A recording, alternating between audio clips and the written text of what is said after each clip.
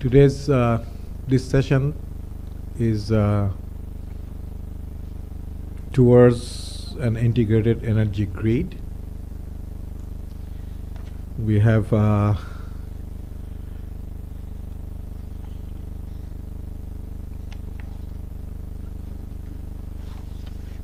six speakers today, and I'm sure there will be different perspective and topics towards integrated energy grid. So we'll say about 10-12 minutes for each speaker. I think that should be that should leave us some time to discuss and take some questions from the audience here. So we'll start with Mr. Dr. Shankar Shrestha. He's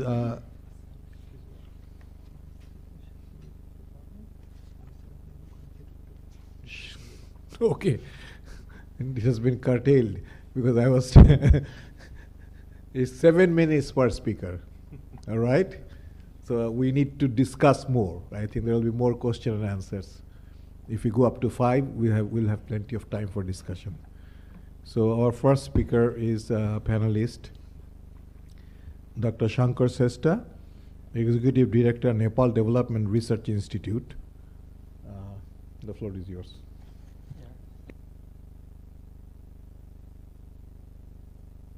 I'd like to directly go into my deliberation. Maybe I will take 5 minutes. So since many things have been discussed in the inaugural and plenary sessions as well about this need for the regional energy grid. So this is one of the background slides that highlights the need of the growing demand for the energy in the South Asian region. And unfortunately, mostly this has been covered by the fossil fuels, which has a severe greenhouse gas emissions impact. So this is a clear indication that the regional cooperation is needed so that we can not only switch on to the cleaner energy, but also deal with the sustainability and various issues in this region. So let me go briefly about the benefits of the integrated. This is the very generic slides. You all know these things, but I just want to focus a bit on a point wise. The first one is a seasonality. So we are aware that especially in Nepal, in the summertime, we have a 2 to 3 times excess hydropower electricity, that energy generation than the drier time. And coincidentally, this graph shows that the peak demand in the Bangladesh area, for example, this is just the example, is in the April, May, June, which in that time Nepal has a surplus electricity. So this is just a simple example. If we have a regional cooperation, the surplus energy from the one country in this region can be shared to the another country. So this similarly for the other India, Pakistan, and the other scenario.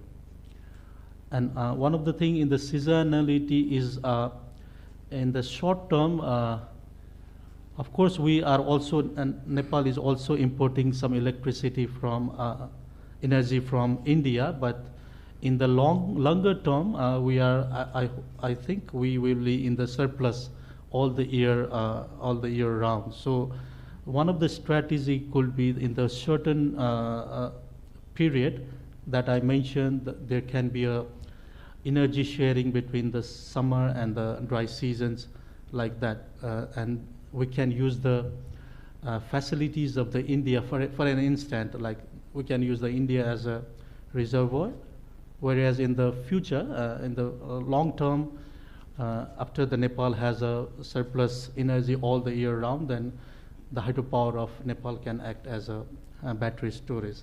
So this is one of the modality of collaboration in the future. The next point is the energy mix. Of course, Nepal and Bhutan are rich in the hydropower, and this can complement the solar and wind energy that's in the other regions such as Bangladesh and India and others. And we know that the hydropower is a bit stable source of energy, whereas the solar and wind is a variable, that we don't have a 24 hours solar and wind energy. So such gaps can be fulfilled if there is a proper energy mix between the hydropower and the variable, this solar and wind energy. So this will also help in the grid stabilization, because if there is only solar and wind, that is not sufficient for the 24 hours, then during the shortest time there can be a problem in the grid stabilization. Whereas if the hydropower is complementing this, then it can be a 24 hours stable energy source.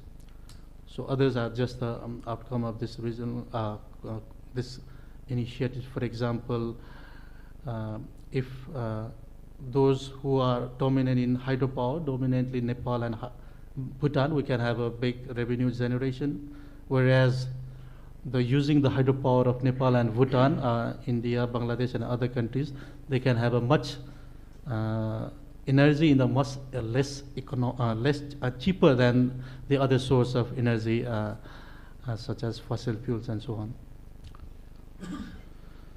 And moving on to the barriers, this is very simple, that the economic barrier, one of the economic barrier is the absence of competitive power markets. This we have been realizing since many years, and most of the this markets, it's not like an open free market, but it's more like a government to government initiatives is dominant at the present.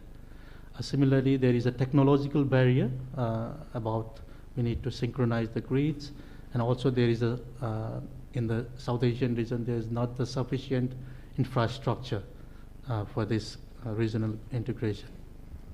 Similarly, there is this very clear regulatory aspect. We don't have the regional policy, regulatory framework, and most of the regulations, it's like a controlled access from the state rather than the open, or there's less access to the third party and so on.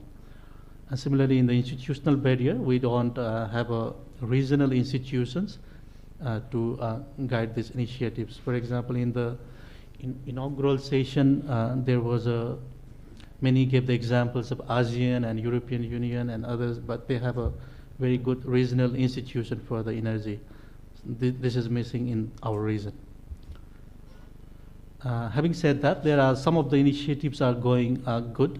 For example, but unfortunately, as also discussed in the inaugural session, the SAARC is like a bit behind at this moment. There's a gap after the SAARC summit in Kathmandu.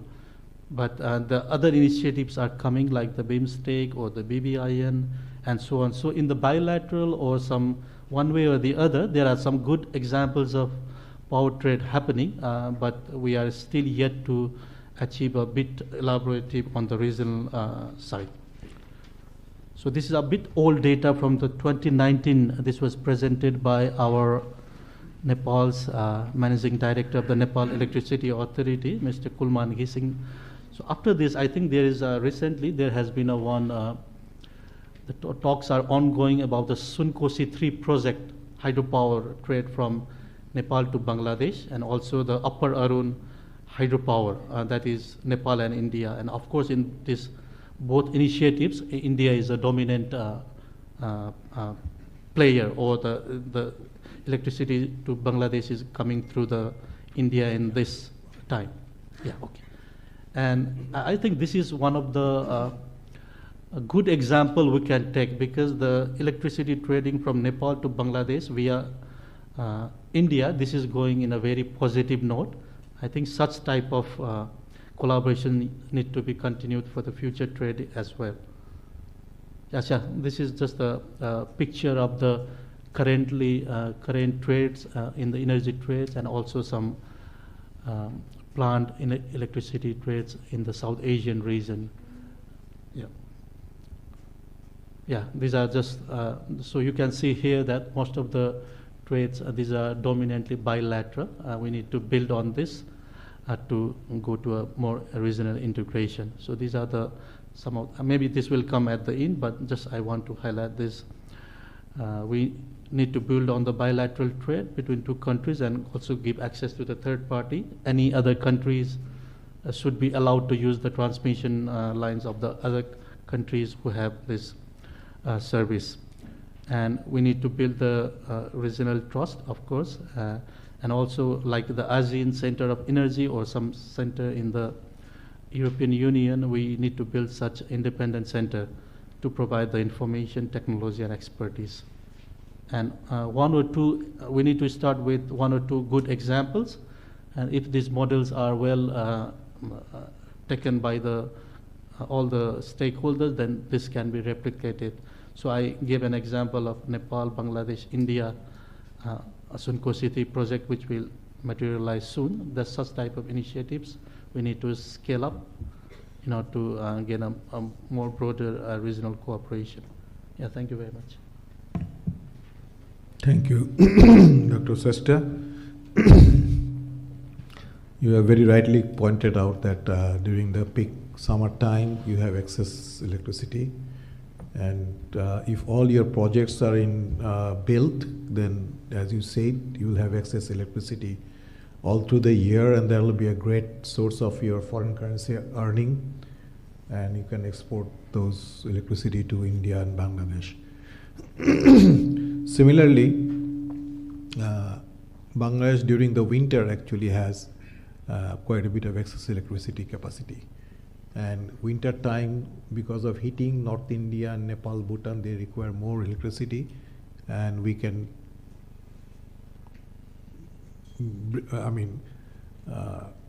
export back to those countries during those time. Now I'll invite Mr. Richard Kanowski, Deputy Country Director, Frederick Ebert State Fund India Office, India. You got about 7 minutes. Thank you very much. Let's hope that I will stay in time. Thank you, Mr. Chair. Thank you, Dr. Shankar. I think especially with the technical details, you set the tone, because I have to admit, I'm not a technician. I'm not an academician. So I will talk about the topic more generally. But so your introduction helped a lot because I can definitely build up on the things you said. I will focus on at least 3 dimensions from my point of view when it comes to integrated energy grid here in the South Asian sub-region.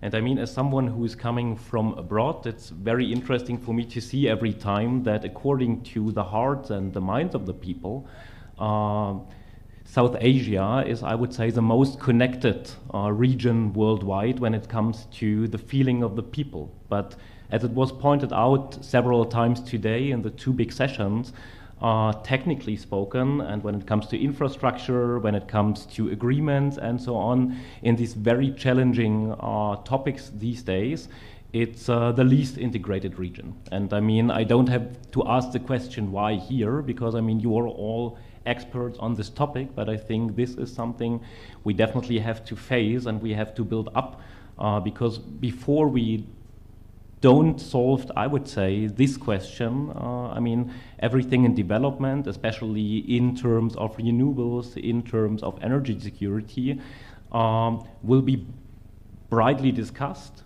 but maybe not solved. So the first dimension I will to refer is of course the political dimension. I mean, from my point of view, and it was between the lines, but as well officially outspoken, and I think this is a very interesting point definitely, is there really some kind of vision, some kind of narrative when it comes to the sub-region according to renewables and as well to energy security?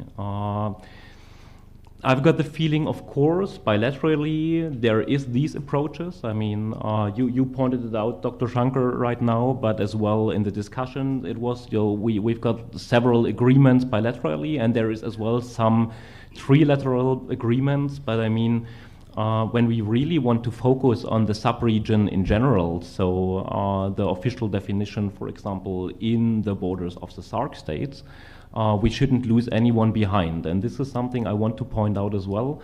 I've got the feeling these days, I mean, I know it is sometimes a bit crucial, and I mean, the developments are sometimes very challenging, But I'm sure my distinguished colleague will say more about it later.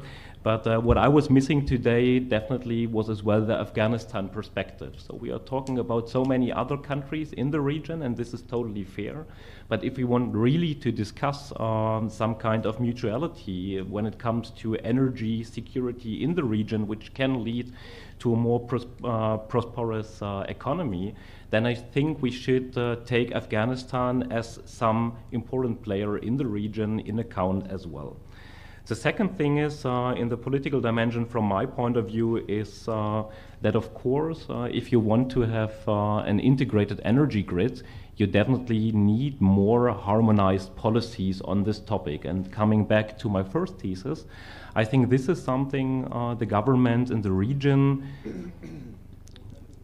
doesn't matter if it is in SAARC or multilaterally on the prime minister's level or whatever, have to discuss these topics and bring it more on the table. I guess this is so crucial here because, I mean, of course, this whole region, I mean, is one of the vulnerables when it comes to climate change. I mean, a climate change you didn't cause, but we all have to live with the situation. And I think if we really want to reach a turning point when it comes to energy, because, I mean, this region is in a positive way energy hungry because, I mean, economy is developing, then of course we need as well more connection between the governments in the region to come to a mutual agreement how to work on these topics. And then I would say from a political dimension, when you've got this mutual understanding, then you can think as well about an integrated energy grid. I would say it could be the last part of a political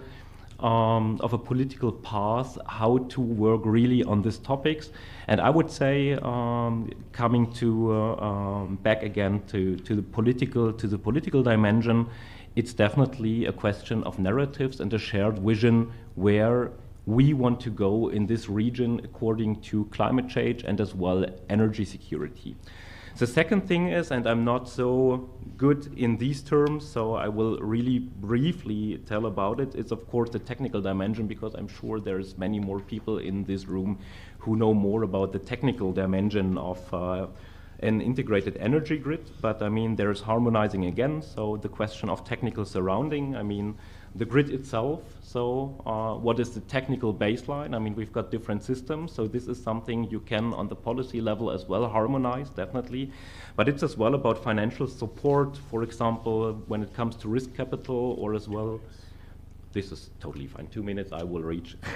When it comes to risk capital and the support of the so-called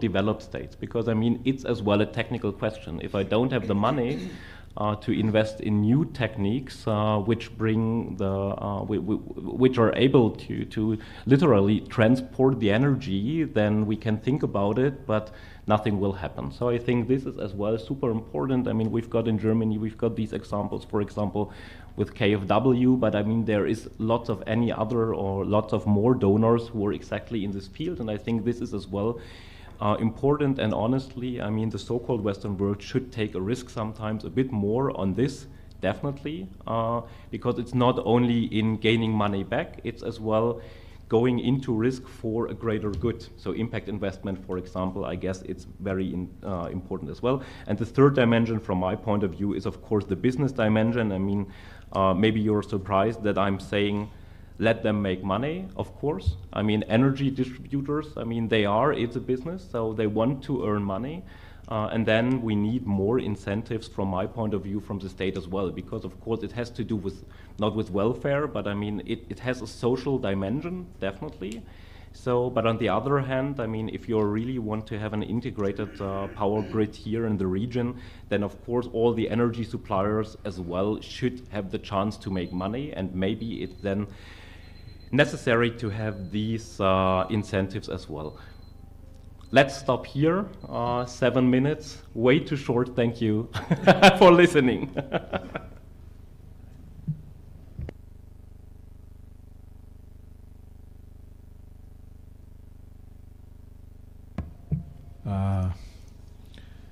You rightly pointed out the political aspect and the aspiration of the leaders for cooperation. which is very important, and one of the reasons why SAARC was not that successful, or our regional cooperation was not successful, because of the lack of political will, I should say. But there has been some good success bilateral issues, Nepal, India, Bhutan, India, Bangladesh, India. It took 25 years of discussion to first electricity to move from India to Bangladesh, that long. So that is very important. And of course, we know, the Indian electricity that is coming to Bangladesh is the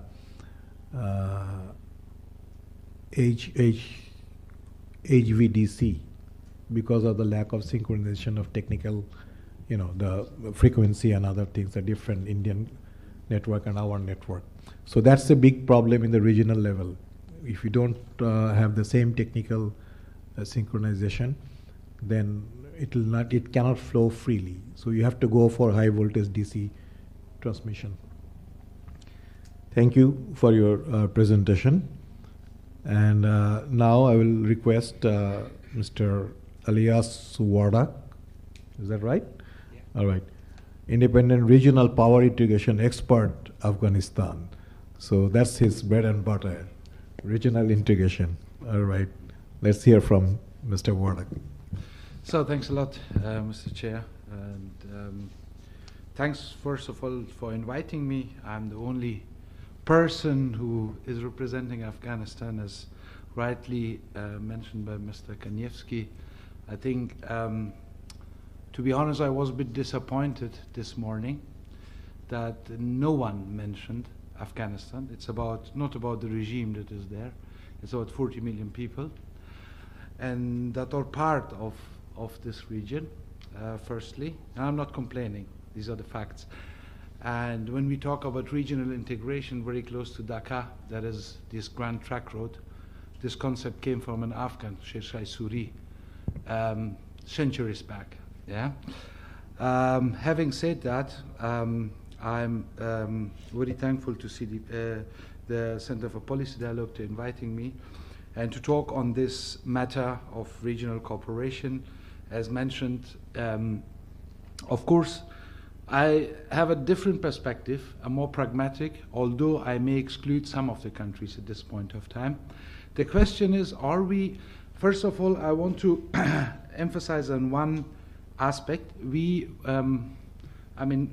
Integration, but I would like to talk, in terms of South Asia, I would like to refer to a seamless cooperation than integration.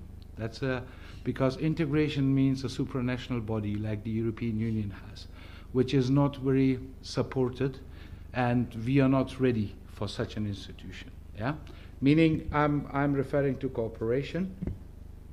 And the question is now: are we really cooperating, or do we have already a division at this point of time? Yeah, meaning you have the 8 countries of the SAARC, yeah, on the one side, and the known or main center constraint within the SAARC, yeah, over the 3 decades. And then you have we can now talk about sub-regional institution, yeah, in order to take a pragmatic way, which is supported from within the region and also from developing partners, which is the BBIN approach. That excludes 2 countries, at least, Afghanistan and Pakistan at this point of time. Yeah? But the advantage could be that at least we could set practical steps towards a market, a sub-regional market, with the precondition that at the point of time it should be expanded. Yeah? Why do I bring up this argument of sub-regional, although for my own country it's not a big advantage, yeah? Because SAARC, this is my understanding, and what I know, SAARC would not function also in the next coming years. The reason is the current situation in Afghanistan, and the second is the known issue between India and Pakistan. That was an impediment towards SAARC. Yeah, we can make diplomatic statements, but this is a fact on the ground. Yeah. And then you have this different approaches On the one side, you have Pakistan and the CPEC project, which looks towards Central Asia, to our connectivity through Afghanistan. Yeah? And on the other side, you have the big player in this BBIN region, which is India. India, this is my impression based on my research and what I know, is not very supportive currently of SARC. Meaning, India is looking towards BBIN. And the advantage of BBIN is, at least, it's not very much geopolitical, but more geo-economic, the perspective, first of all. Second, it is in compliance with India's view as the major player in the region of India's Act East policy, and then choosing the BIMSTEC platform. One indication is that India is now setting up in Bangalore the BIMSTEC Energy Center. Yeah? Based on my very recent research, which I did for the European Union, this is my understanding of the situation. Yeah? Looking into the developments of the last 8 months, there is a first step towards trilateral agreements between India, Bangladesh, and Nepal, which is a great step. Yeah? Another aspect is that when we look into the figures, since 2014, we have an increase of trade between the BBIN countries of 2.2 times in comparison to 2014. Yeah? And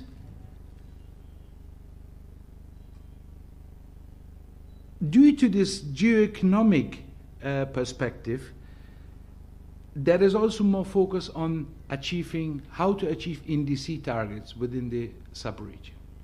That could be also a trigger. Yeah?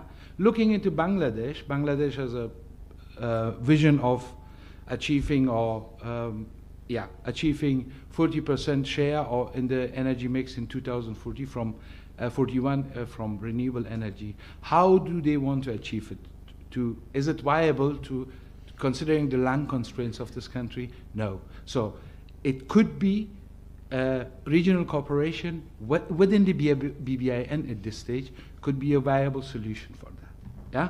And I have to add another benefit is that, of course, you have less investment costs, and secondly, when there is no political or no major political constraints, I think the countries could, supported by development partners, come up with a concept of how to work on joint regional projects. The European Union has a concept of project of common interest. Yeah, this is something which the sub-region could look into it. But in the long term, in order to avoid any misunderstanding, exclusion of Afghanistan and Pakistan would not help the region, because the region has to expand. It's not about energy, but it should have a spillover effect on other aspects like trade. Yeah, and there, the Central Asian markets, and then from Central Asia up to the other regions of Europe, this is also an option which needs to be considered. Therefore, why I'm proposing it, because it's a viable solution at this point of time. And the long term, of course, the approach of SARC on the one side, but it can work simultaneously. BIMSTEC on the other side, why not? This is possible. Thank you very much. Thank you, Mr. Warak. Before I comment on your presentation, I congratulate you for cricket match. Afghanistan playing very well. That indicates the resilience of Afghans. They might, there. Actually, there's a very good chance they might make the semi-final. Yeah. And we'll be pitching for them. I couldn't agree any more with you, because I have been working in this regional cooperation and energy sector for last several years, since '95. The approach towards a top-down approach, like SARC, had been a top-down approach. You take all the countries and then you make the network. That doesn't work. The approach has to be bottom-up. So you start making subnets and then you make the big network. So that is the approach, and that is working. Actually, that is now being successful. We have bilateral, and the most principal player here is, of course, India. India being in the middle, nobody can have any cooperation without India's cooperation. So they hold the trump card. So that is there. But I think BBIN is a good approach, and we are heading towards it, Nepal and Bhutan, through India. India has already cross-border, they have a policy of cross-border trade of energy, which was, initially it was very restrictive, but then there were a lot of objections from the countries, Bangladesh and Bhutan, Nepal, and they have modified it. In 2019, they have modified it. Now it is more conducive for a regional cooperation here in this area. Thank you very much for your insightful comments and observations. Now I will invite Mr. Harmud Behrain. He's project manager, project for support of Climate and Development Partnership, GIZ, Bangladesh. Mr. Chairman, thank you so much for providing me the floor. And I would like to thank CPD as well to have invited me as a panelist. I clarified I am not able to talk about region connectivity. They said even if you are not able to talk to it, talk about your subject, which is the just energy transition. So I will a little bit talk about the basics of just energy transition and why it is so important for us. But I would like to start a little bit with the subject about which you already talked. It was about the fact that it seems that this region is the least integrated region in the world. And I think, like me, many others have been on the regional climate change summit, the first regional climate change summit of South Asia, which took place here at the same place 2 months ago, where we saw in the beginning there was no Pakistan present. All the other countries were there, not Pakistan. I was sitting with all the members of the parliament in one session. I clarified, I had the same post like now before in Pakistan, and then this discussion broke out. Why are they not here? With climate change, with such huge problems, why do we have conflicts where we have much more nuances with the climate change? We have to cooperate much more. Later at the end, Sherry Rehman, the climate change minister of Pakistan, gave a presentation. And this time I'm very happy to see that my old colleagues of Pakistan as well here. Sorry for this long beginning, I try to make very short. So general just energy transition is embedded into just transition, which is much broader than the just energy transition. The just transition is nowadays the golden bullet really to fight climate change, to decarbonize the economy, and at the same time assure that social aspects are respected and the economy grows as well. That means when we go into a transition of the economy, when many people maybe in the fossil fuel sector might lose their jobs, that there are possibilities that they learn new jobs or that they have to learn a lot of new jobs. Just transition is much more because it considers all the sectors of the economy where greenhouse gas emissions are emitted, like transport, like the industry, building sector, even agriculture. And so the good thing is that it really avoids social frictions and assures economic development. But the thing which is scary, very scary, it costs a lot, much more than any country can provide here in the region, even much more than when the donors are supporting, we can support. And how to overcome this? The only thing is that the policy is providing the legal framework and the incentives for the private sector to come in, and it requires in addition an enormous amount of awareness raising, new skills, new jobs. When we change from fossil fuels to renewables, we need huge amount of people who know how to maintain the new systems, how to establish them. And the next point, I think where India is already quite far, is to establish indeed also an industry which can produce the whole infrastructure, so that we are not depending on countries like Germany or other countries to import but develop it here. But we have to be aware of one thing. We have no choice. Climate change is accelerating faster and faster. We saw it the last 2 years, and now we are still at the point where the investments needed for the adaptation for climate change are higher than any investments. Now the increase of the investments is higher than all the investments worldwide into mitigation of climate change. So we have no chance than cooperating in this respect and really going forward. But the good thing is there is enough funding available.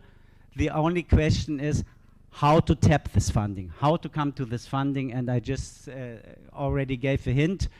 The most important thing is really to establish the skills, to establish the management from the policies, incentives, and to establish strategies for the decarbonization. And with this, I like very shortly come to just energy transition. What are the huge challenges, what I see here in the region? The first is the low energy efficiency.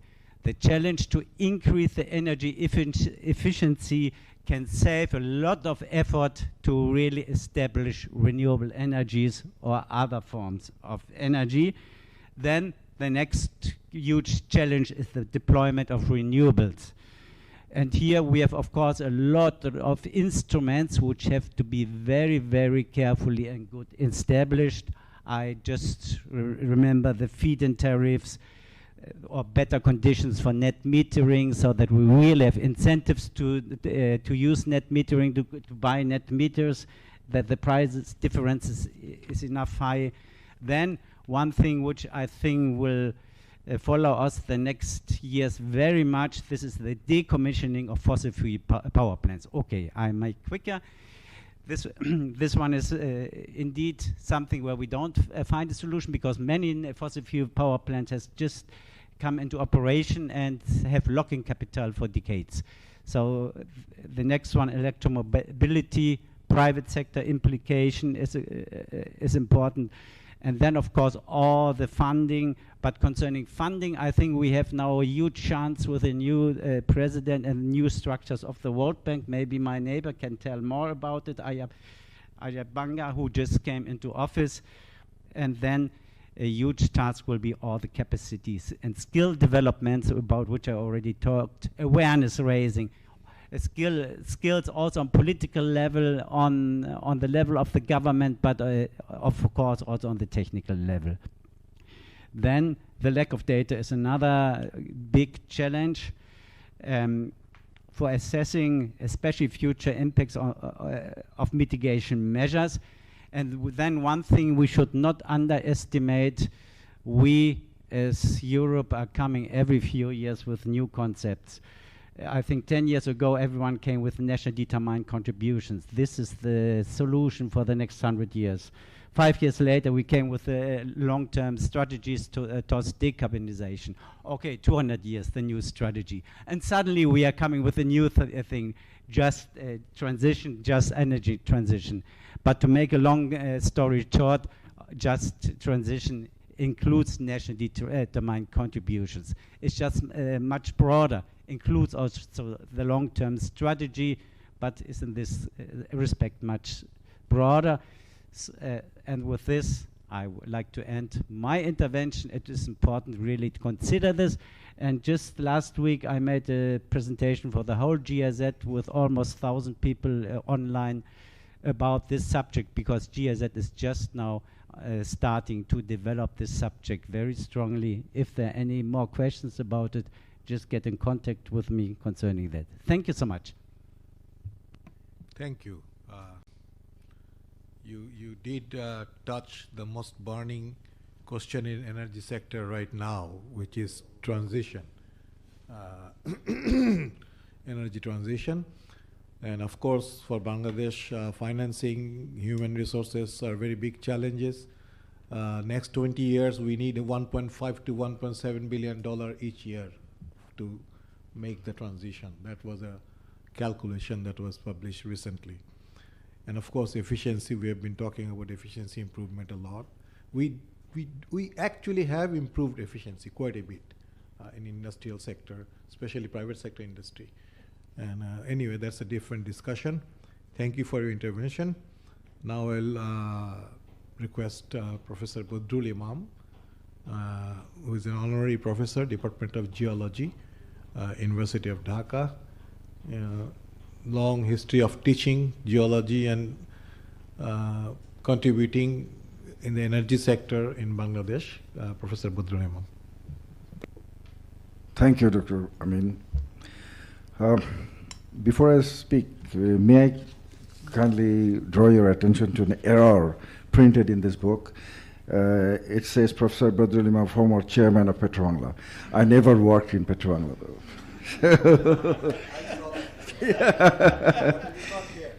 Yeah, okay. Thank you. Okay.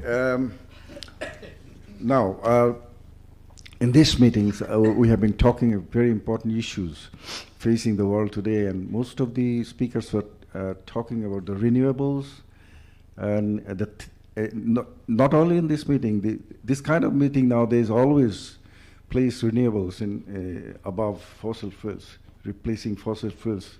That's the theme that's most talked about. But in reality, perhaps you know that the coal production in the world over the last 2 years, if you looked at it, the last year coal production was even higher than the year before. So the reality is different. We may talk about this renewables coming in and replacing fossil fuels. It's not that easy. It's not, perhaps not coming too soon. Coming down to Bangladesh. Now, Bangladesh is, perhaps you all know, that it's an energy-starved country. It is starved of, it's shortage of fuel in every respect, shortage of gas, shortage of oil, not much renewables coming up. So the emphasis of the government is probably more on the fossil fuels than the renewables. We did not see the renewable coming up as we wish to see, or as it has been projected that by 2040, 40% of the electricity will be generated by renewables. These kind of projections is probably going to fail unless the present pace of development of renewables drastically increase. So, the situation in the ground is more difficult than normally projected. Now, Bangladesh has been exploring for oil and gas for quite some time, and this exploration business is on the rise these days, and the emphasis is that the regional cooperations is probably more important in this respect, because you see, in terms of finding oil and gas, when we go for explore, the border area, like for example, in Bangladesh we have the typical gas reserves around the border with India, in Tripura and Assam. So Indians have also explored the area of Tripura, Assam, probably more extensively than Bangladesh. So the regional cooperation is one thing that can benefit both the parties, especially the one who's newer. So in this respect, I think the explorers or exploration programs should have much more cooperations between the two parties. It will benefit them all. And regarding renewables, I think Bangladesh has still a long way to go to catch up with probably India or other renewable rich countries, because we are probably facing the energy crisis to that extent that we cannot probably leave the fossil fuel effort, finding fossil fuel effort apart. It's the crisis is overwhelming. Just few years ago, or probably last year, we had such a gas crisis that our factories couldn't work. There were frequent load shedding, and this was really very bad time. It's now overcome by supply of fossil fuels, gas and other things. So, I mean, it is very easy and comfortable to talk about renewables. Okay, we leave the fossil fuels and go with the renewables. But in reality, it is very difficult. It's not coming or happening in easy terms. So, a country like Bangladesh and many other countries where energy is a very, difficult issues. You don't have energy on hand quite easily. It will be quite some time that these countries can leave fossil fuels and go for renewables. Thank you very much.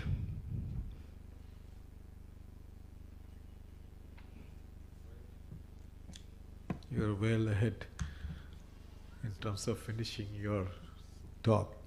It is indeed, in terms of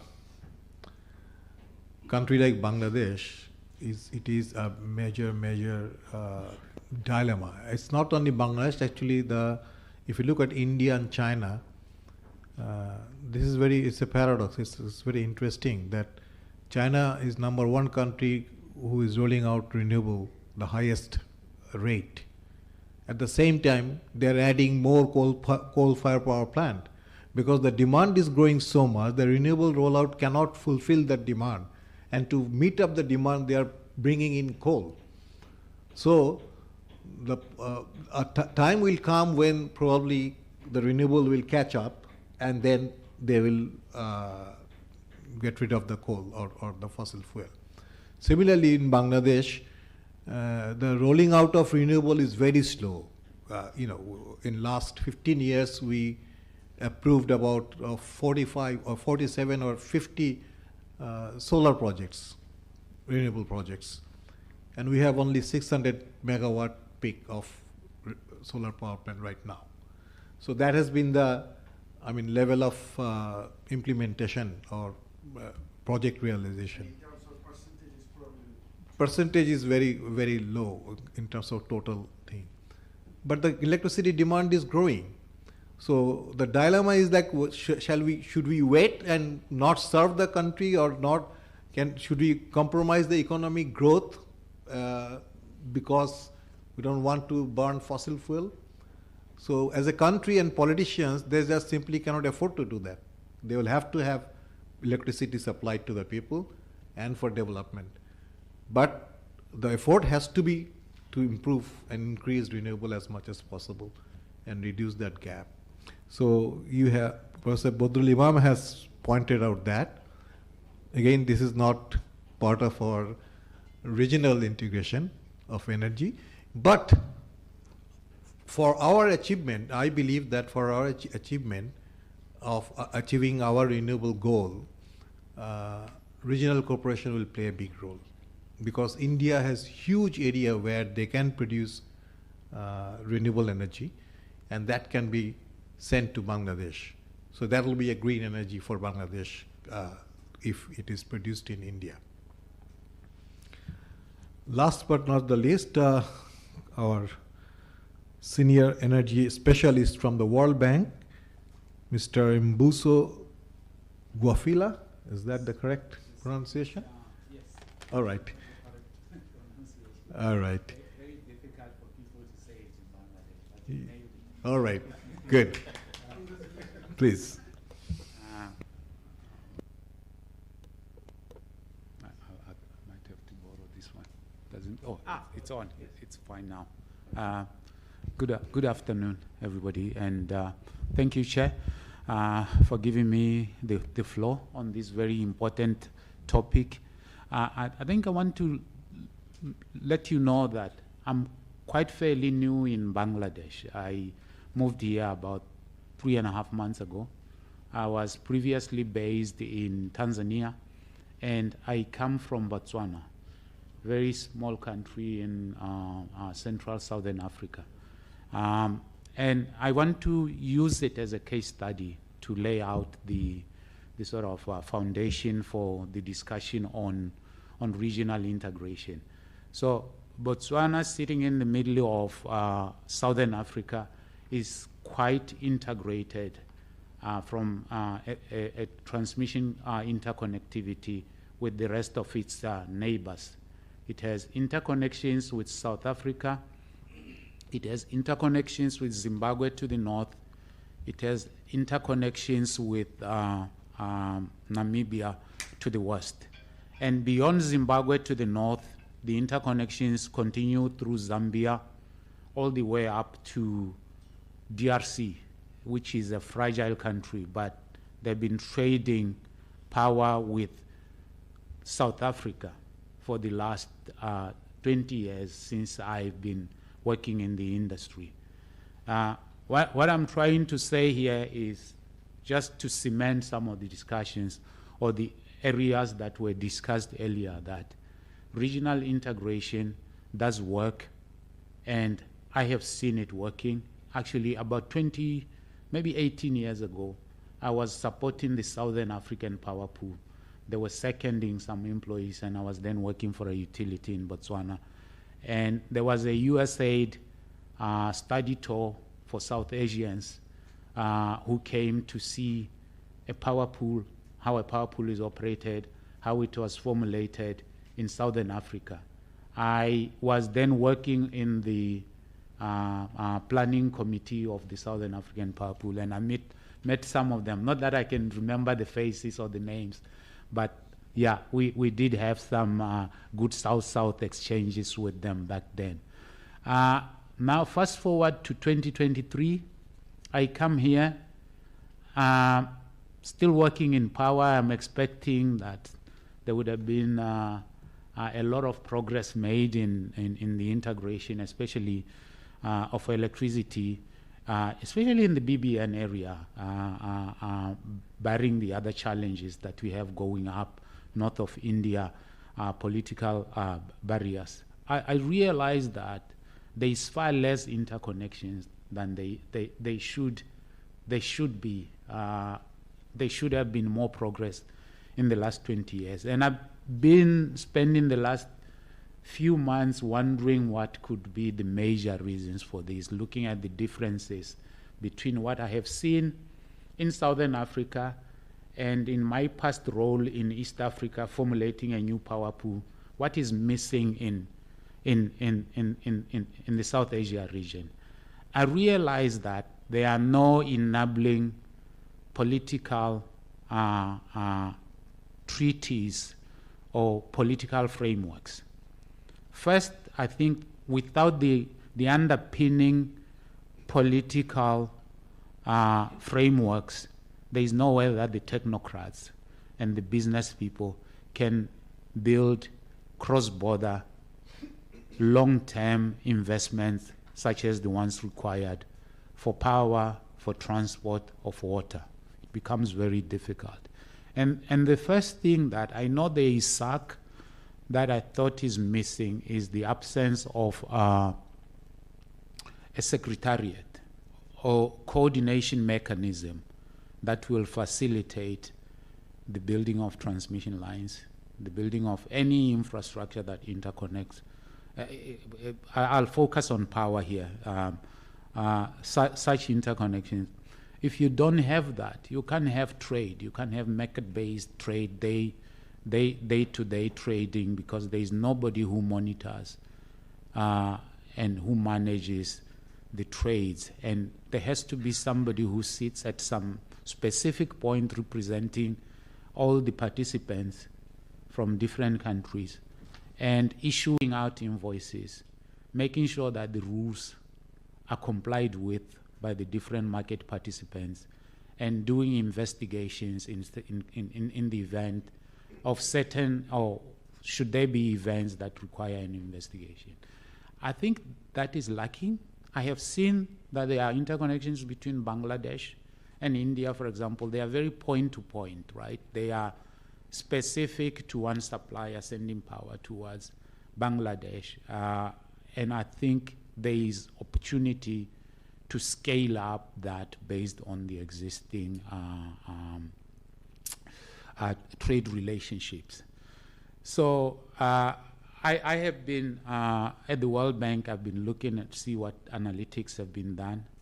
The bank has done one piece of analytic recently. It's still under review, and they realized that the existing interconnections between India and Nepal and Bhutan and Bangladesh, because of a lack of a wider multilateral sort of trade arrangements, they were underutilized by $1.2 billion.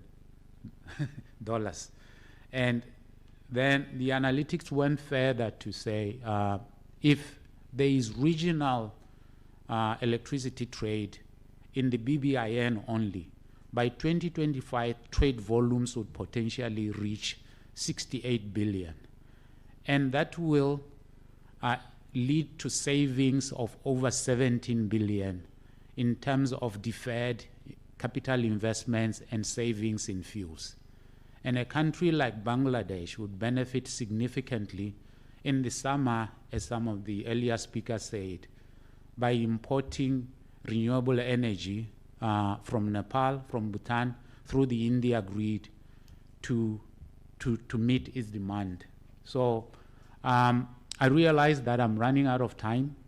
There's a lot more that I can share in the area, but I'll pause. I think there will be opportunity for questions subsequent to this. Thank you. Thank you, Mr. Guafila. I know you already have the experience of regional integration and cooperation, and you could say much more. I hope there will be questions from the audience where you can probably have your opportunity to make comments. Dr. Yes, Mr. Gafur.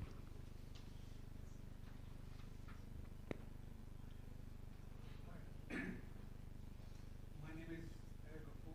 Can you hear me? Yes, very well. My name is Gafur. I'm Director Abdul Manam Economic Zone Limited, and also I was Executive Director to American Chamber of Commerce in Bangladesh for a long time. Congratulations all the panelists. It's a wonderful program. First of all, I feel that all the members of SAARC should be recognized and respected and for harmonious development of any association. I have two questions, one to Dr. Shankar and Mr. Kaniewski, and anybody can reply that. Dr. Shankar, you have mentioned that what is important is to build regional trust and political will. By this, I thought that there are some deficiencies in this area. I would like to request if you can elaborate on this, what you have in your mind. This is number one. Number two, if you look at the sentence here, reframing South Asian regional cooperation in the new context, I mean that we need to redesign this with the new realities. My question to all panelists, if you would like to answer, how would you like to compare the present status with the when it was born, with the objectives, and also how would you like to compare SAARC with ASEAN? And the last question to Professor Badrul Imam, an expert in this area, all are the experts.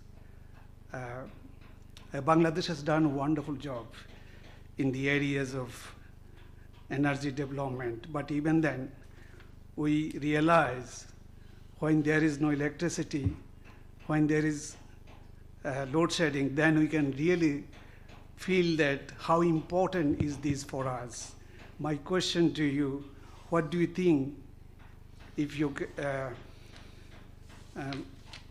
there could be many challenges, but I would appreciate if you could just tell us about 3 major challenges in this area. Thank you.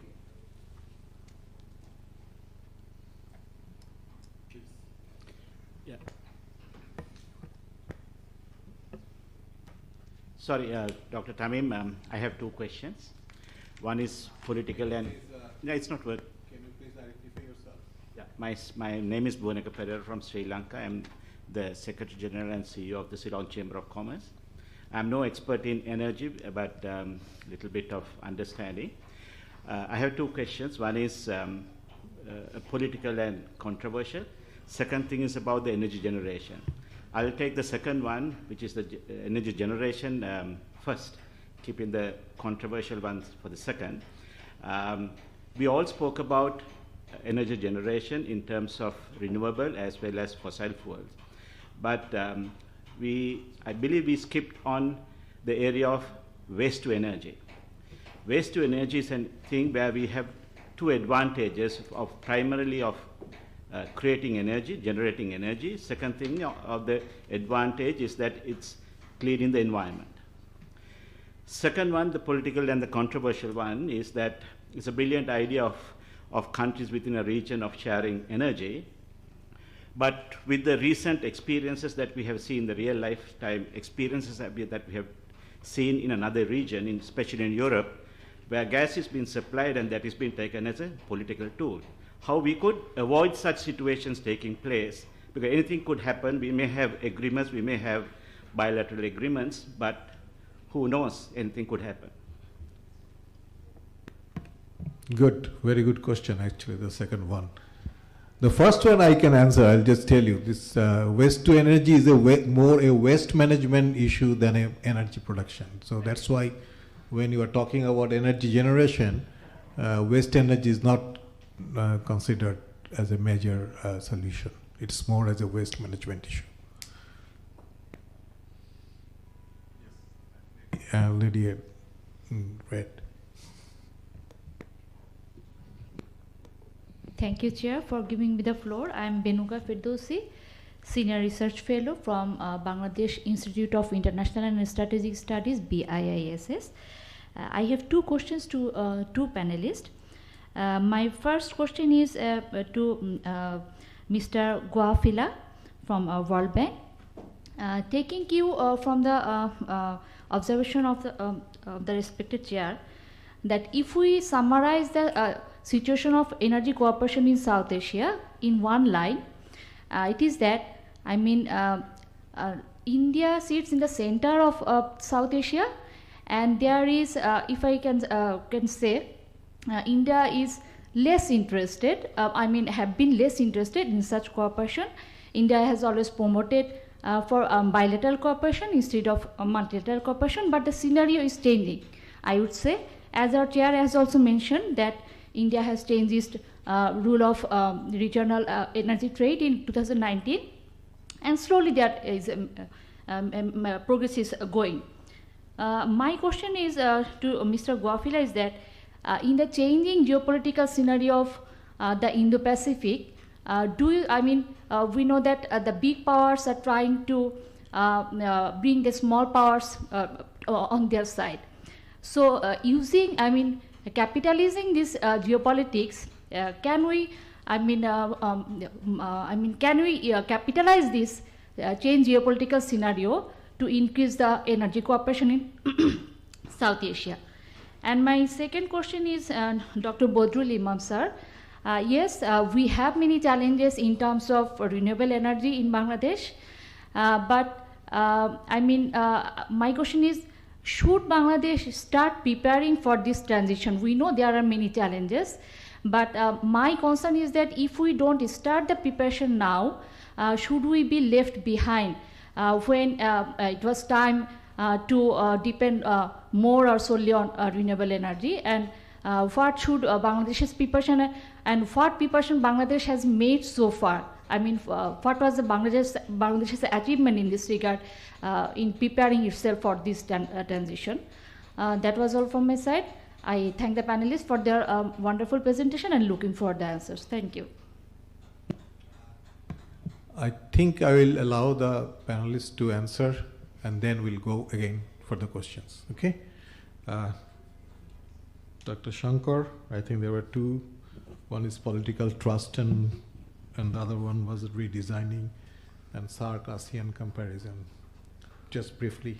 Yeah, thank you for the question. I think building regional trust and political will, you mentioned about what is going on in my mind, but yeah, I think it's very obviously in the earlier sessions also is what it was discussed. The SAARC summit is not taking place since so many years. So that is one of the obvious example, yeah. And of course, BBIN is countries within the SAARC, so it's okay. In the SAARC Charter, there is a provision we can do some bilateral or quadrilateral cooperation. But again, there is a new picture coming is a BIMSTEC, yeah, because BIMSTEC includes the countries which are not in the SAARC. So, so these, I'm not saying it's a lack of trust, but the reasons for coming, these new organizations are coming, maybe there is some gap in the trust or something like that. Otherwise, why we are creating so many new institutions, yeah? So that's why that's I want to mention about the regional trust and the political will. And also, as one of the profession mentioned, in the Bangladesh, we cannot rule out the fossil fuel, yeah? So that's also what is the priority of the government of that country. In that way, the regional cooperation on this electricity sector, energy sector is, so this is just very briefly I mentioned about this. What was the next question? Sorry.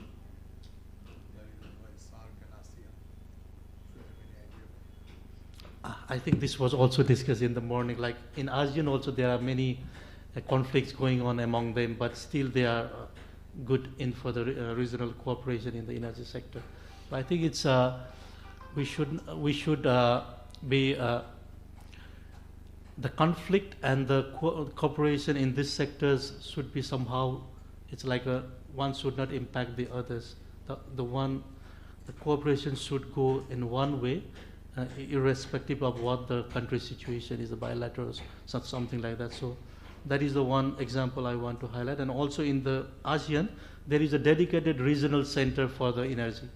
So such type of institution is missing in our region. So that two things I want to highlight. Thank you. Very briefly, in terms of, I mean, ASEAN, the impression is that ASEAN is much more developed than the SAARC region. It is not. The value of trade currently, if I'm not, is below 8 gigawatt. Yeah, in comparison to BBIN or SAARC, it's even less. Yeah, based on the figures I have. Yeah. Secondly, you have a similar situation there with this major power, Indonesia, surrounded by smaller countries. Yeah, the conflict are very similar. Yeah, it's not the issues they have. Conflict is a bit too much. Conflict. It is not that we should look. Of course, learning from other region is always good, but I think ASEAN in terms of energy cooperation shouldn't be the role model. Yeah, there are other regions that have progressed on an institutional level and in terms of trade volume, where we could look into it. Yeah, and as I mentioned at the beginning, that's the driver, the main driver, or the impediment in the past was the political will.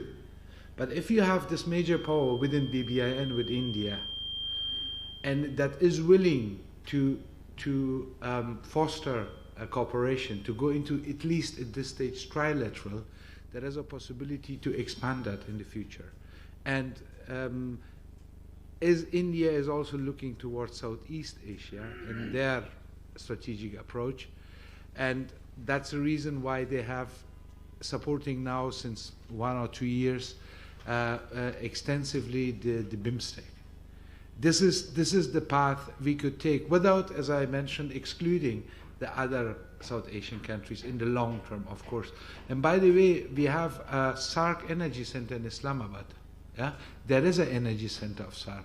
We have the BIMSTEC Energy Center hopefully soon in Bangalore, but it's not about having an institution, it's how this institution functions, and that was missing in the past. Mr. Ganowski, will you comment on the European question? the cooperation being used as a tool of war? I can do so. And honestly, so thank you very much for this question, because I think it's very important and as well super smart. And I don't think it's so controversial, honestly, because I mean, of course, you can take. I would say, don't think about the what if in the region here, because I mean, this is worst case scenario. But of course, think about other things like weather extremes. I would say stability of the grid in general. I mean, this is still a problem in every energy grid. Or, for example, terrorism. So we don't have to think about that someone in the sub-region doesn't go along with someone else in the sub-region, but I mean, there is many more other causes. And of course, I mean, the what if shouldn't prevent that we are going further in multilateral cooperation, definitely not. But what you need as well, and I totally agree with you, because I mean, this was something which was in between the lines, you need as well some kind of resilience on the national level, definitely. And I mean, this is a model like it is functioning everywhere else, where you've got these days a very huge power grid and energy sharing. So I mean, cooperation doesn't mean that one says, okay, now we are not energy producing anymore and we are buying energy from another one, because sure, then the possibility that you're taken hostage by some external event is very high. But I would say these energy cooperation, like the potential is lying here in the sub-region, is something so special and super important that you should do this on the one hand, definitely. But on the other hand, for example, in strengthening green alternatives as well. I mean, if you're looking in the region, and some were pointed out today, where these days green energy is delivered to other countries in the sub-region, saying, of course, we can buy energy from one part of the sub-region, but on the other hand, we've got as well some kind of resilience left in the worst case scenario. So it's not something from my point of view. I mean, as someone who is from Europe and from Germany, I would say that's a very short answer. Don't put all your eggs into one basket.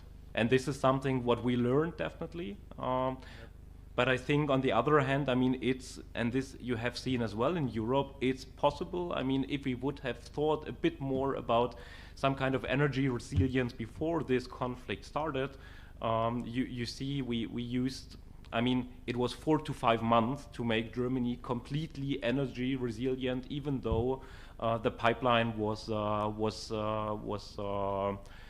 I'm searching for a diplomatic word, was not longer able to deliver. So, and it is possible. And I mean, we wouldn't have had all the discussions in Europe and in Germany beforehand if we would have thought a bit as well about alternatives for very critical times. Sir Badrul Imam, if you can comment on renewable, what is your opinion? That well, before the renewable, there was one question from him about the reason of why. What are the challenges? Yes, you see the challenges to realize the full potential. Okay. First of all, you see, the Bangladesh is a country which is naturally very, very prospective for fossil fuels, oil and gas. It is known to the academician more than the people who are in practice. They often don't realize to that matter how rich it is theoretically, though.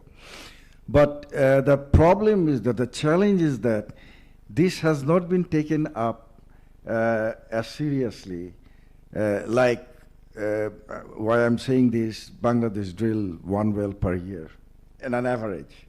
Presently, it's probably drilling more. But historically, the drilling activity or exploration activity have been very little. Should that change, I would think that Bangladesh will be very, very, the gas resources will come up very large. Why? Why it's not, well, that question is very difficult for me to answer, because I have been trying to struggle with some other people like Professor Tamim, Professor Ijaz sitting there. We are always have been talking about this, why don't you explore? So I think at one point the government must realize that the way has to change. It has to go faster, and it has to jump into the ocean. The Bay of Bengal and the onshore, lot of gas is there. We can certify that. So I think things are changing now. The exploration activities are being planned in a more rigorous way than before. So hopefully this will change. I mean, you'll see gas coming up in probably a few hours, 5 or 10 years time. So in that respect, we are optimistic, not pessimistic actually. Was there any other question? Yeah, what do you think about our preparation for renewables? Should we? Oh, I see. Yes, the renewable. You see, I didn't say that the renewables is not coming up at all. There has been works and progress in renewables, though. But I was probably pessimistic in the sense that if you compare with neighbors, say India, the way India is moving fast with renewables, we are way far behind. I mean, way lower than the pace of development with respect to renewables. Because renewable has a very good prospect in Bangladesh. I mean, the amount of sunshine we get, and also the offshore wind, coastal wind, these are the parameters which is very good for renewables. So this potentiality has to be harnessed. I think this slow pace of development will change, and we have this potential to our benefit in near future. Okay. Thank you. Professor Amina Mohsin. Oh, okay. She can go first, I'll speak later. All right. I think some of the issues, I'll introduce myself first. I'm Rohini Kamal. I teach at BRAC University. I think some of the issues with Bangladesh's energy is actually because of investment costs and the high investment costs, but that also, I think, is related to the requirements of integrated energy grid. To have high voltage transmission systems, distribution and transmission and distribution is the one issue, I think, one lacking. It was sort of mentioned, but perhaps since we do have financiers like the World Bank here, perhaps there could be some comment.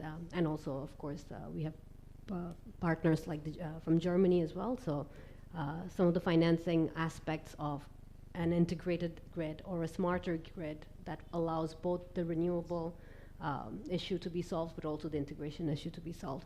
One point in here is that one of our fast transmission lines in Bangladesh has been financed by AIIB, which is headquartered in Beijing. So even beyond the region, once we have partners like China that I think can play a very important role in what's happening in Pakistan, Afghanistan, or Bangladesh, and perhaps leveraging that interest in economic activity can be used, to enhance our transmission capacity. So maybe that's my question of how do development partners and financiers see their role in the transmission capacity.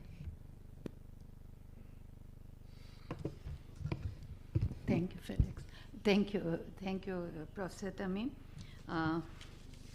I'd like to thank our Afghan friend. And you very rightly pointed out that how important it is when we talk about integration, and particularly South Asia. And quite rightly you pointed out also about how integration and regionalism has been hostage to regime centricism. But that is a reality, and I guess we have to face it. But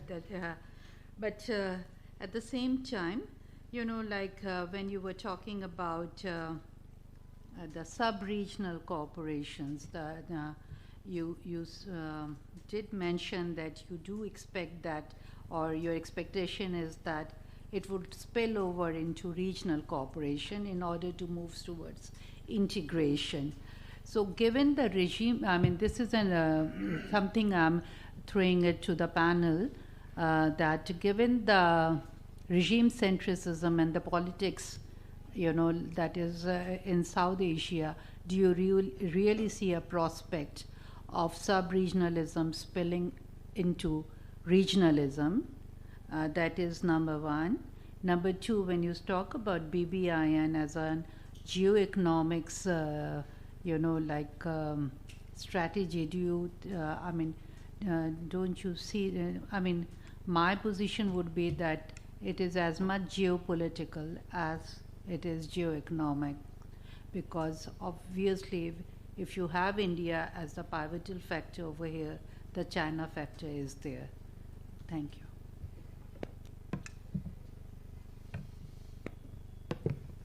You would like to talk? Can I talk? Professor Tamim, may I add? No. It's okay. Huh? So let me see how best I can contribute. You see, my concern is more on comments, rather expecting people to surely answer me. They may or they may not, you see. But I will remain on this Please topic. be brief. Yeah, you see, taking the advantage of a benefit that World Bank is here, FES is here, I want to keep my mind. Basically, I am also in research of power sector in Pakistan, and we have done a lot of research. What I would like to consider is that we are talking about towards an integrated energy grid. For what? Our objective should be that you are supplying energy at lesser cost than the country which is producing, which is receiving. When we talk about trade in goods, it is also a similar story. Connectivity saves the cost. Similarly, when we talk of investment or services sector. Having said so, first of all, on a point of information, I would say that in the first para it is written that Pakistan is included, is facing severe energy crisis. No, sir, it's not like that. We have installed capacity of 41,000, and we never exceeded maximum peak of 25,400. The only problem is that, which I think World Bank World Bank is working in Pakistan. I think that all the South Asian, countries which we are talking about, they are actually hostage or victim of highly inefficient systems, you see. One thing in power system, because you are also in the petroleum and all that, it is called merit economic order, that which power station should come on the grid first, which is more efficient, which has to be efficient. The World Bank should focus. I have a research that alone in Pakistan, 23 to 27% they can improve if we are adopting merit economic order and stopping those units which have less than 39 to 38% efficiency. Now, this point I'm clearing about Pakistan. Another thing, what you have written in the 1, 2, 3, third para, South Asian sub-regional economic cooperation can play a significant role in regional energy trade by improving interconnections to access large-scale industry and large-scale electricity and natural gas sources. Now, this point actually relates to, again, World Bank rightly said, the man from World Bank, that it is the political treatment and the framework, you see. Now, that means all the countries, firstly, have to be, focused, recommended, and directed to check their own systems. Until unless interconnectivity is not possible, you see, for example, in Pakistan, we have fourth largest coal reservoirs, 183 billion tons, you see. So we are also thinking that we should be as good in using coal as India is using, you see. We are using maybe 1/100th of the coal which India is using. And two of the cities in Pakistan, the second biggest city, Lahore, it's no more motorable for 2 months, you see. So you can imagine how much economic loss should be there. So when we are talking about, you also talked about coal, and you are also optimistic to say that we have a big potential. And then your big potential is blocked by a question, why? And you cannot also answer the why. So we in Pakistan also have many whys. We are still trying to resolve it. So my proposition would be that you are here, FES is there. First of all, this integration is in absolute term is not workable until unless these systems in the countries, whether you are going to sub-regional, though I'm really offended whenever I hear that from regional to sub-regional. I don't know, then it will be a micro-regional, and I don't know when it will be an individual country. So I'm really not feeling comfortable, because since 1997, the group of experts formed, and I don't want to give more comments on that. So I think better I'm saying you are here, you should think about each, and even in the small regional, first of all, the countries themselves should come up with the affordability, and then when you integrate, it should create further affordability. You see, that is the way how you can create a competitive index, how you can improve the competitive index. So I think I should stop here, because I'm also conscious that maybe the chair will say, okay, stop it. So before that he says stop it, I will stop it. Thank you very much. Okay, I will request Mr. Gofila to respond regarding the financing.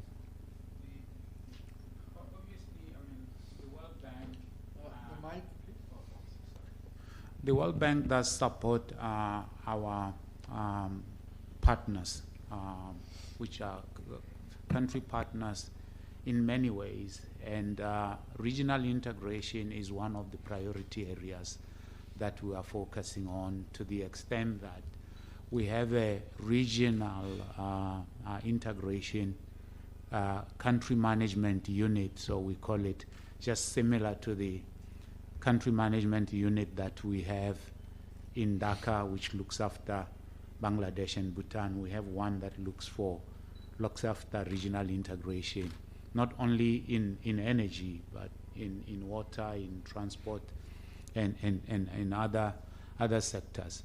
That shows how well we prioritize that. So what we do, we do knowledge pieces, we do analytics, where we are able, as I said earlier, to determine what are the potential benefits that accrue from an integrated, for example, BBIN market, where I said it shows that in 2022-2023, there was potential for $1.2 billion savings that were unrealized, because there is no trade, there is no multilateral trade, it's bilateral, it's India trading with each of the three countries in the BBN area.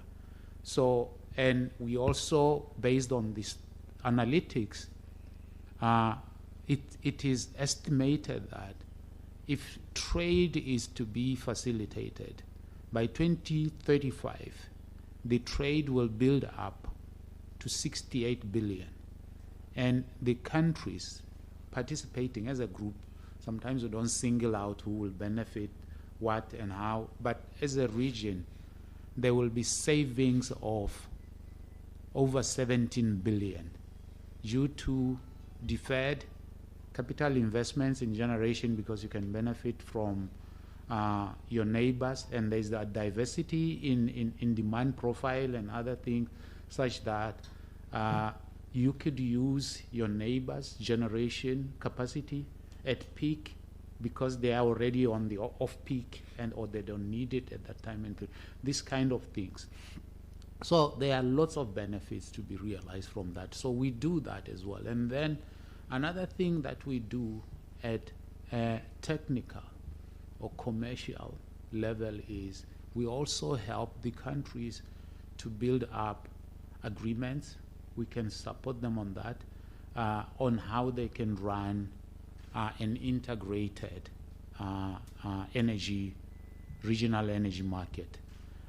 Rules, we can help them to set up operating rules.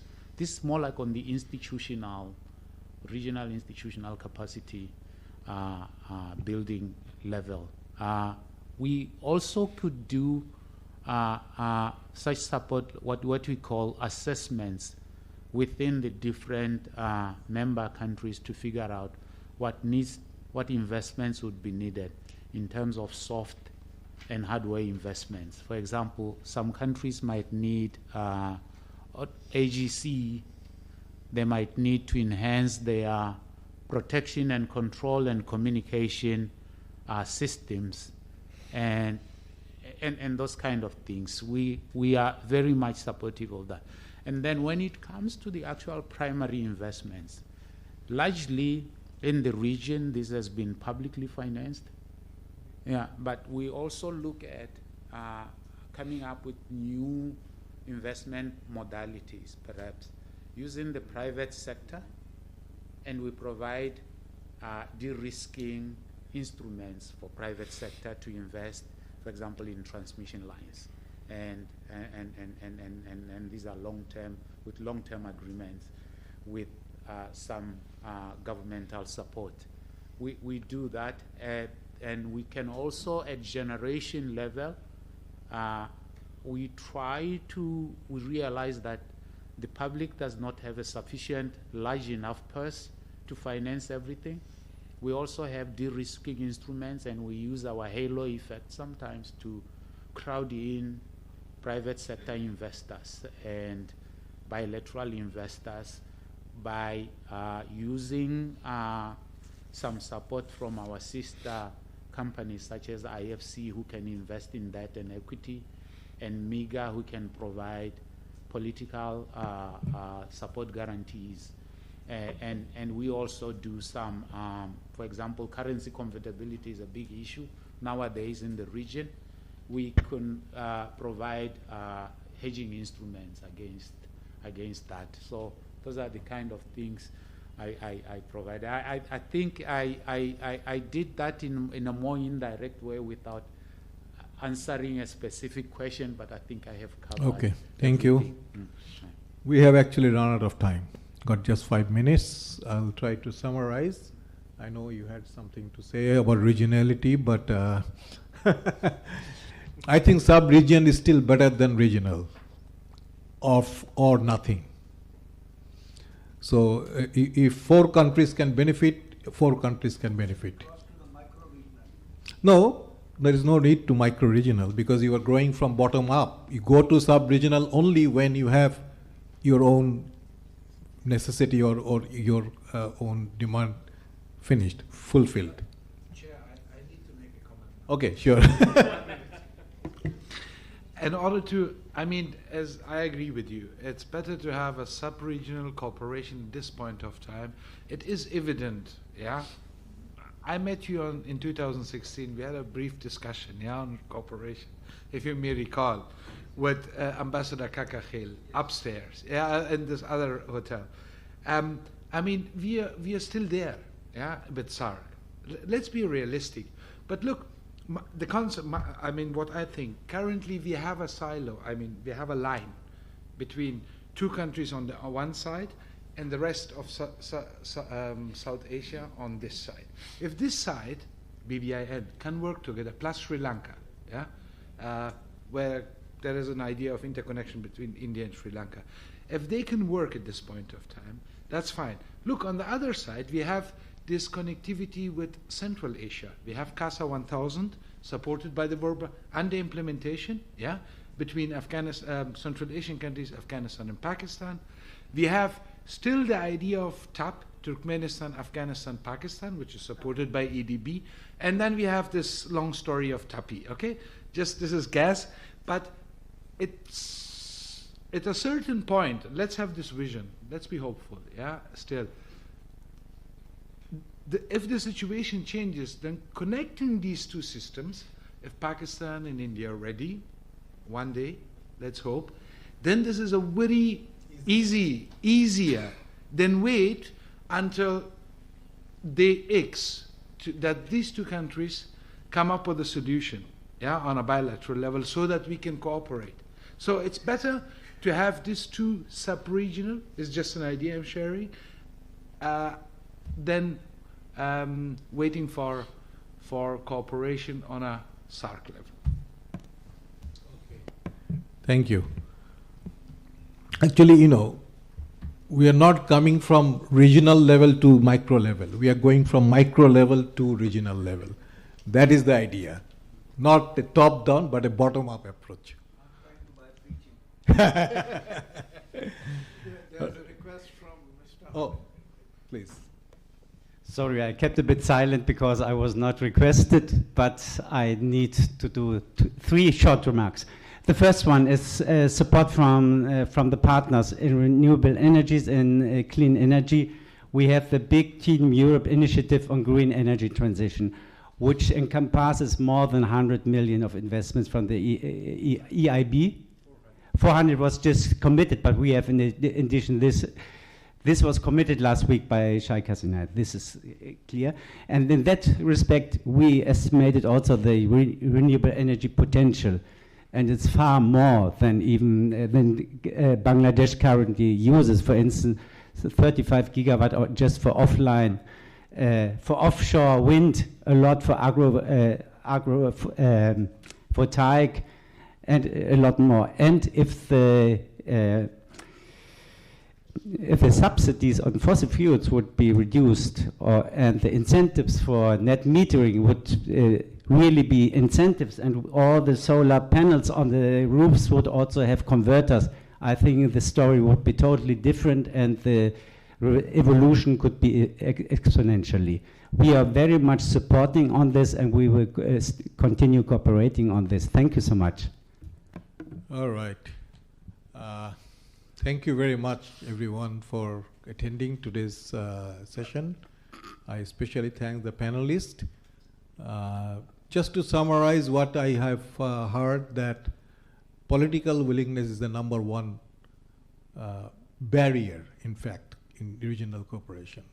Once we are politically aligned, at least in terms of our benefit, I think we can go ahead and expand this cooperation to a much larger scale and to the benefit of the people. The next one, in my opinion, is the technical, the infrastructure, lack of infrastructure and lack of, which is again driven by political will, because without financing you can't have that.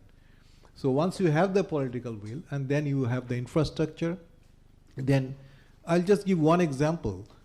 India has a wholesale market, and Bangladesh brings in 1,000 megawatt from Indian wholesale market. It is the Indian traders who bid in India in their wholesale market. They buy that power and they deliver it to us.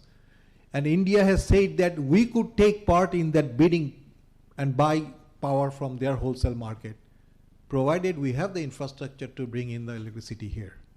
So if the regional market, there is a wholesale market regional, every country can go and buy, and every country can sell their electricity there as well, once the infrastructure is ready. So that is the future vision of level of cooperation we can go into. But there are lots of barriers, of course, in the meantime. And but I think it was a good discussion. We did touch many of the issues. On the side, we also talked about renewable energy. We talked about the dilemma of economic growth, fossil fuel, and renewable energy pace of implementation. And hopefully, someone is taking note, right? There? Okay. So I'm sure their CPD will have that. And we'll have a recommendation out of this discussion, and we'll circulate that. Yes. Thank you very much for attending to this session. Thanks.